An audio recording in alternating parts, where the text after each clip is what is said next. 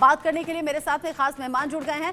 खास मेहमान साथ में मौजूद हैं। कर्नल दिनेश नैन मेरे साथ में हैं, विदेश मामलों के जानकार हैं, और साथ ही साथ ब्रिगेडियर रिटायर्ड मेरे साथ में शरदेंदु जी भी हैं, रक्षा विशेषज्ञ के तौर पर मेरे साथ में जुड़े हुए हैं। आप दोनों ही मेहमानों का बहुत बहुत स्वागत इंडिया न्यूज पर जुड़ने के लिए। जिस तरीके से इजरायल पर आंखें तरेरी ईरान ने, अब उसका पलटवार इजरायल ने करना शुरू कर दिया है, तो अब इन जवाबी हमलों को हम कैसे देखें? क्या यहाँ पर जवाब दिया गया? क्या यहाँ हिसाब चुकता हो गया, या फिर आगे भी ये हमले जारी रहने वाले हैं? कर्नल दिनेश नैन, मैं आपसे शुरुआत कर रही हूँ।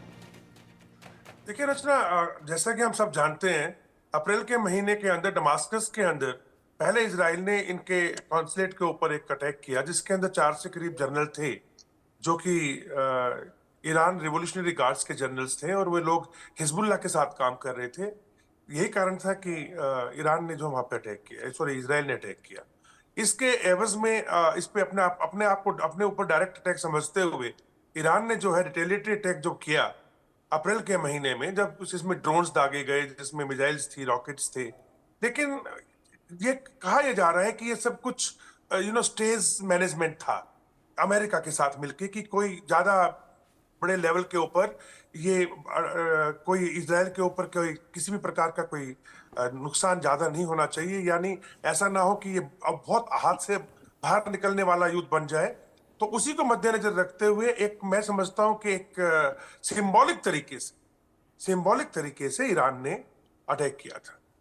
उसके बाद में जब इस्माइल हानिया को इजराइल के अंदर इजराइल ने ईरान के अंदर ही मार गिराया, जो कि हमास के लीडर थे और जिसको अपनी सॉवरेनिटी के ऊपर अटैक माना गया ईरान द्वारा, और साथ साथ में बैरूत के अंदर जब हसन नसरुल्लाह जो है हिजबुल्लाह के जो लीडर थे, जो कि बहुत कहते हैं खुमैनी के बिल्कुल बहुत नजदीक और बहुत ही मतलब क्लोज एड थे, एक तरीके से कह लीजिएगा ईरान के ही प्रॉक्सी वहां बैठे हुए थे।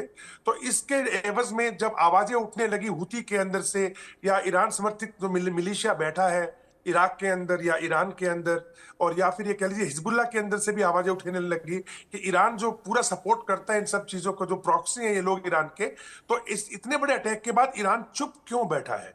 तो ईरान का लाजिम था कि प्रेशर में आकर के वापिस से अटैक करना, और जो उन्होंने 1 अक्टूबर को किया, जिसके अंदर उन्होंने 181 के करीब जो है मिसाइल्स, बैलिस्टिक मिसाइल से अटैक किया। लेकिन दोबारा मैं यहाँ पे मेंशन करना चाहूंगा, ये फिर किसी सिविलियन टारगेट पे नहीं था। इन्होंने कहा कि हम सिर्फ मिलिट्री टारगेट्स के ऊपर अटैक कर रहे हैं, और वो भी सिंबॉलिक तरीके से हुआ। अब दुनिया को लगा कि इजराइल जो है इसका बहुत तगड़ा जवाब ईरान को देगा।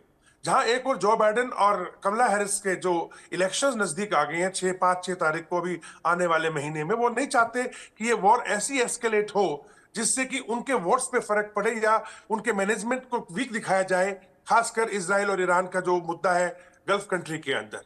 तो ये बात एक पर्दे के पीछे से बातें शुरू हुई। इजराइल को बताया गया कि आप उनके न्यूक्लियर इंस्टॉलेशंस पे अटैक नहीं करेंगे, आप उनके ऑयल इंस्टॉलेशंस के ऊपर अटैक नहीं करेंगे, जिससे कि पूरे दुनिया के अंदर जो आज पहले से मंदी चल रही है उसके ऊपर इफेक्ट हो, और सब जगह से जो है अमेरिका के ऊपर प्रेशर आए, इजराइल के ऊपर प्रेशर आए, लेकिन आप मिलिट्री टारगेट्स के ऊपर इसको अचीव कर सकते हैं। लेकिन इनको यह भी नहीं मालूम है कि अभी जब इजराइल अटैक करेगा, इनको ये नहीं आइडिया था, तो ईरान सचमुच में क्या वापस अटैक करेगा कि नहीं करेगा। बिकॉज अमेरिका का मानना है कि अगर ये लिमिटेड अटैक हो या डेटरेंस के रूप में या सिंबॉलिक के रूप में ईरान की तरफ से, ईरान के ऊपर इजराइल की तरफ से अटैक जाता है, तो शायद ईरान रिटेलिएट ना करे। फिर भी थर्ड सिस्टम के साथ 100 से करीब ज्यादा जवान इन लोगों ने पहले वहां प्लान करके रखे। F-35 काफी बड़ी मात्रा के अंदर डिमांड भी किए थे इजराइल ने अमेरिका से, करीब 30 के करीब, लेकिन अभी तक वो पहुंचे कि नहीं पहुंचे इसके बारे में कोई न्यूज नहीं है। क्योंकि ईरान का मानना था कि जब उन्होंने 1 अक्टूबर को मिसाइल अटैक किया, बैलिस्टिक मिसाइल, तो कुछ एयरक्राफ्ट इनके खराब हो गए थे या मार गिराए गए थे, लेकिन इजराइल ने हमेशा इससे मना किया है।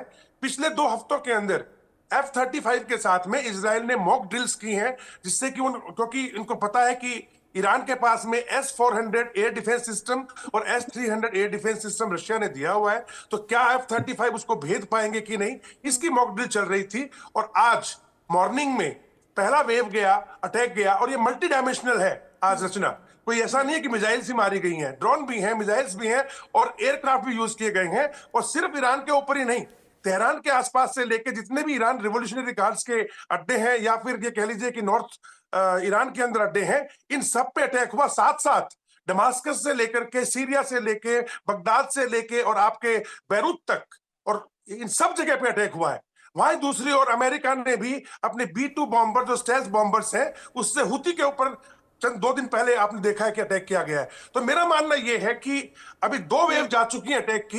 इजराइल तैयार है कि अगर ईरान नहीं समझता, इस बात को रिटेलिएट करता है, तो ये युद्ध बढ़ भी सकता है। लेकिन मेरा मानना है ये डेटरेंस का युद्ध है और इससे आगे बात बढ़नी नहीं चाहिए। जिक्र आपने कर दिया कर्नल नैन, अमेरिका को जानकारी इजराइल ने इस धमाके की दे दी है, इस हमले की दे दी है। ये भी ताजा अपडेट है, दर्शकों को बता दें ये जानकारी। उसके बाद ब्रिगेडियर का रुख करेंगे। इजराइल ने इधर ईरान पर एक के बाद एक हमला किया और उधर अमेरिका को हमले की जानकारी दे दी है। जो बाइडेन को ईरान पर हमले की ब्रीफिंग दी गई है इजराइल की तरफ से, बेंजामिन नेतन्याहू की तरफ से। हमले के बाद में अमेरिका की पहली प्रतिक्रिया भी सामने आ गई है और अमेरिका कह रहा है पहली प्रतिक्रिया के तौर पर कि सेल्फ डिफेंस में टारगेटेड अटैक किए गए हैं। यूएसए ने साफ कर दिया कि ये तो सेल्फ डिफेंस में किए गए टारगेटेड अटैक हैं। यानी जो भाषा इजराइल ने बोली, जो भाषा इजराइल ने बताई कि 7 अक्टूबर को हमले की शुरुआत आपने की थी, अलग अलग फ्रंट पर हमें घेरने की कोशिश की, और अब ये बदले की कार्रवाई है जो